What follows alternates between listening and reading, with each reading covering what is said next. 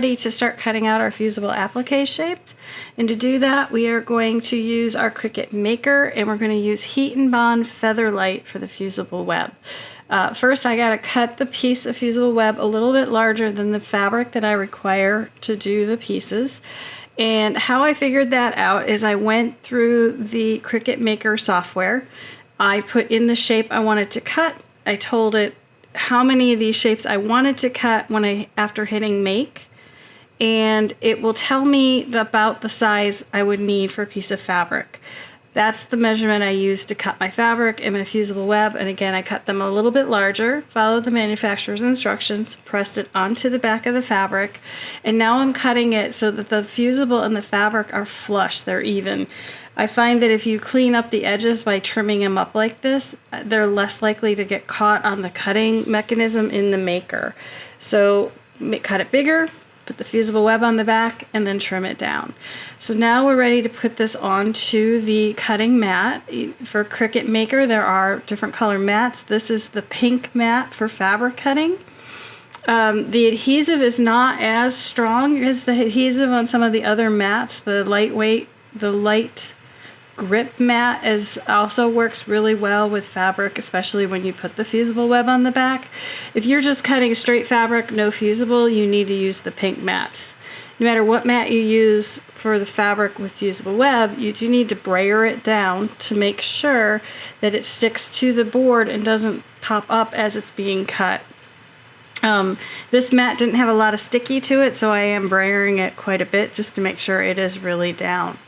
Then we're ready to go ahead and feed it into the machine. And first you input the SVG file, you click make, you go into make, you tell them how many circles you want. In this case, for this pattern, there are 15 circles.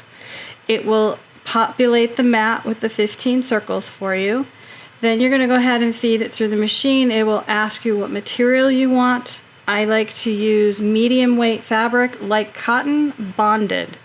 And once you select that fabric, I also changed the pressure to more instead of default. So you can do more or less or default. And all of that is on the screen that you see on my computer here. So more, medium weight, cotton, bonded. Then we're ready to feed it into the machine, and then the machine will go ahead and cut 15 circles for me.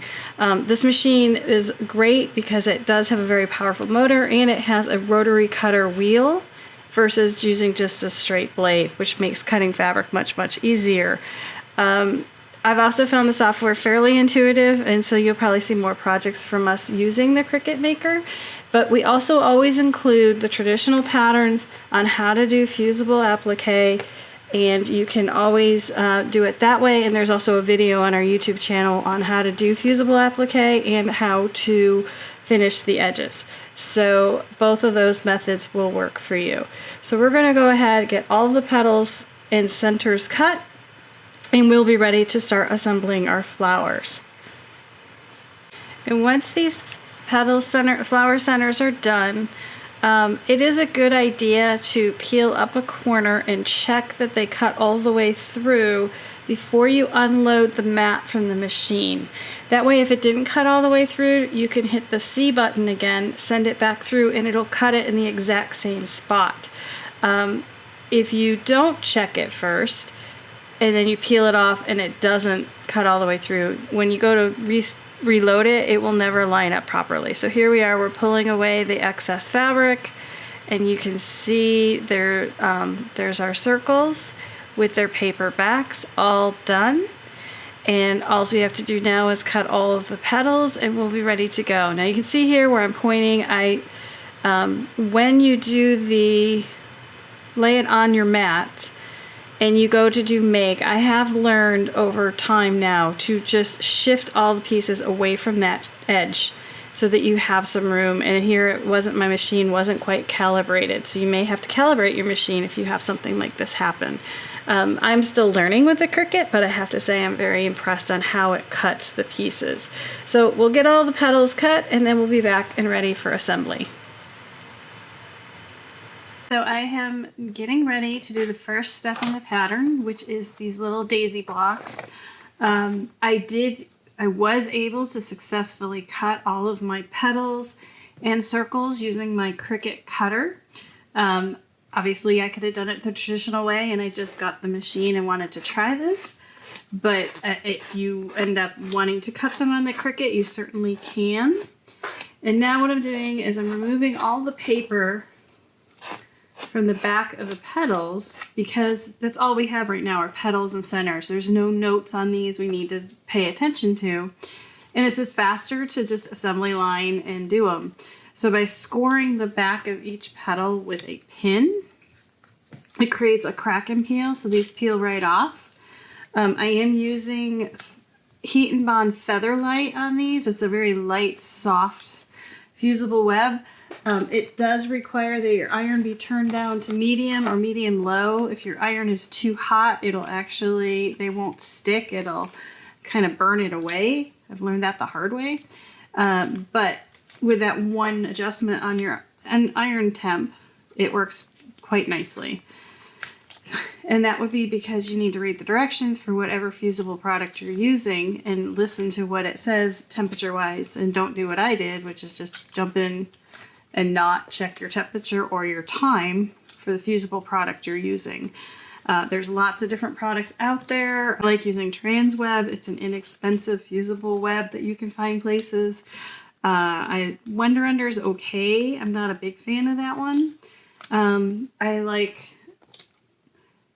So far I've really liked the Heat and Bond, so that's what I would recommend. But I like the Feather Light versus like the heavier ones.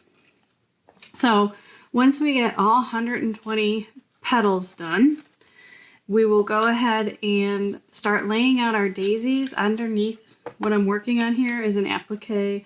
This is the Appli-Fuse pressing mat from the Gypsy Quilter. I use this one, and I use another applique pressing sheet from Bare Threads Design. The difference between the two is this one's tacky. It's got like not tacky, it's got a grip to it. And because I'm going to be arranging 8 petals per flower, I thought I could use the stickiness for this one to hold everything in place while I'm trying to press it. The other one doesn't have a grip to it, and I like using it for bigger, easier things where I don't need a grip to necessarily hold my pieces in place. So I do go back and forth between the two. I consider the other one an all-purpose applique pressing mat, and this one's more kind of like a Cadillac pressing mat. It's very thick, it's durable, you can see through it. I did a whole review on just this mat on our YouTube channel that you can look up. But applique pressing mats are vital if you're going to do applique. A lot of our patterns come with placement drawings that tell you where all the pieces go, and it's really handy to have an applique pressing mat so you can just lay it over the placement drawing and assemble all the pieces so they look like they're positioned correctly. So I'm going to finish this, and then we'll get to arranging the petals.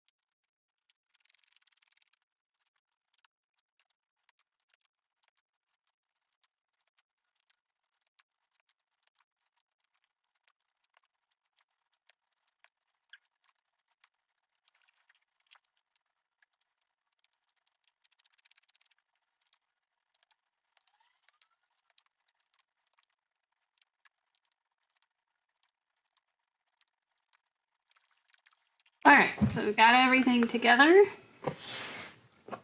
So we're ready to start our flowers. There are 15 flowers with 8 petals in each. So we're going to pull these all to the side and get 8 petals. 1, 2, 3, 4, 5, 6, 7, 8. So we're going to lay the first one out, the first 4 petals out, like north, south, east, and west. And you want the center circle smaller than this, the center that is showing smaller than the circle that's going to go over the top. And then we go at 2 o'clock, 4 o'clock, 6 o'clock, and, I'm sorry, 7 o'clock, and 10 o'clock. And they should all just be touching. And then we're going to put a circle over the top. And you can use your finger to feel if it's centered. Then you take your iron and you press. It only takes 3 to 4 seconds with the heat and bond feather light. So there's the first flower. And then you're going to take an A square and you're going to fold it into quarters, aligning the edges. Then I use the iron, make sure it's aligned.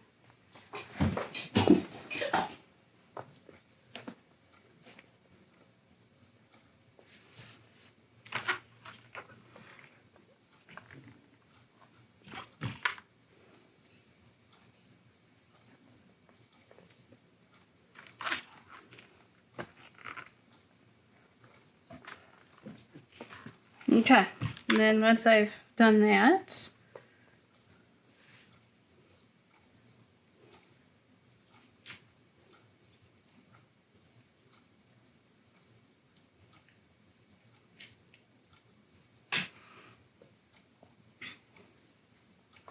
all right, so I have laid out all 8 petals, put the center on. Now we're ready to put it on the background. So I've folded this and pressed it so I can get my center lines. And then you carefully peel your daisy up.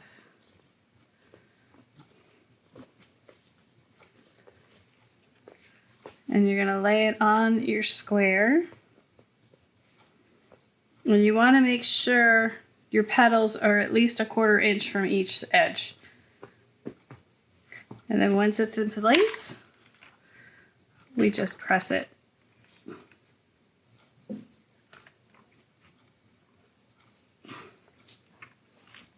All right, then this is ready to have a blanket stitch done on it. And I have a couple pinks. Get that one.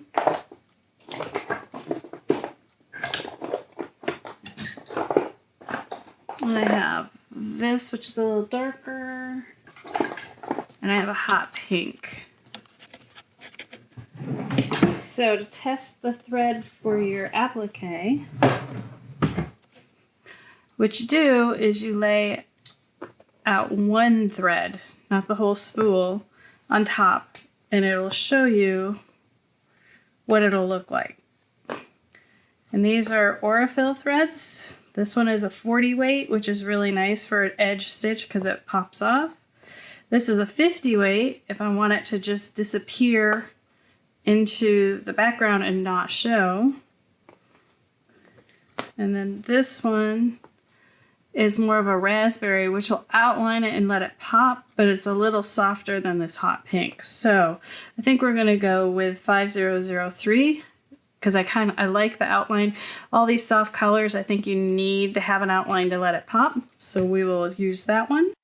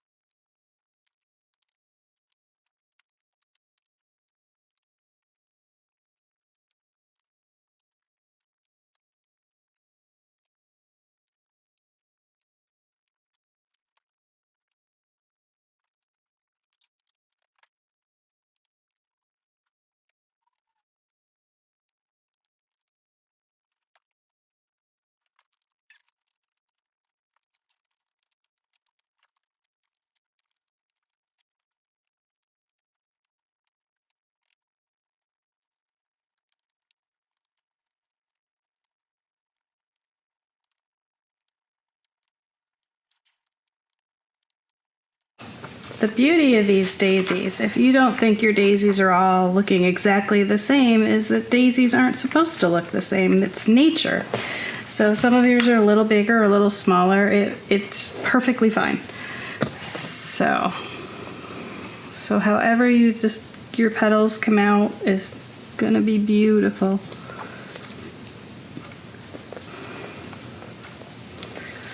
And then after this, we will start getting them onto their backgrounds.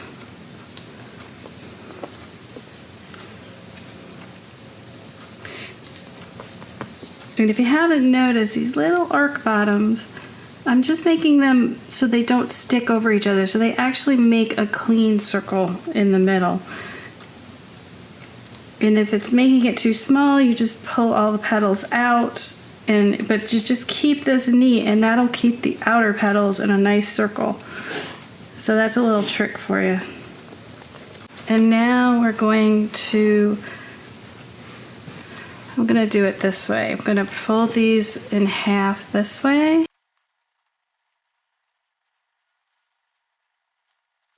Okay, now we're going to press all of these.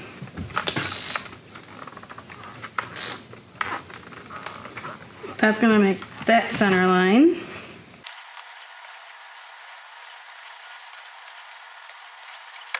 And then just a quickie press that way, and now we have the center line.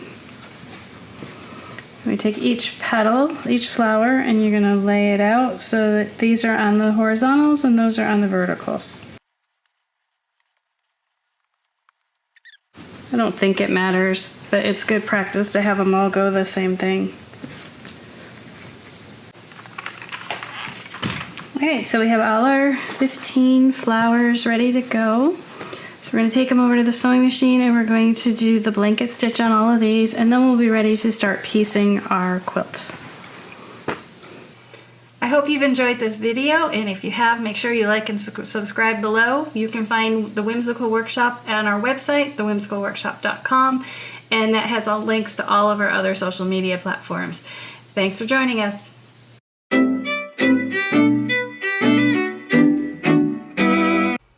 I hope you've enjoyed this video, and if you have, make sure you like and subscribe below. You can find the Whimsical Workshop on our website, thewhimsicalworkshop.com, and that has all links to all of our other social media platforms. Thanks for joining us.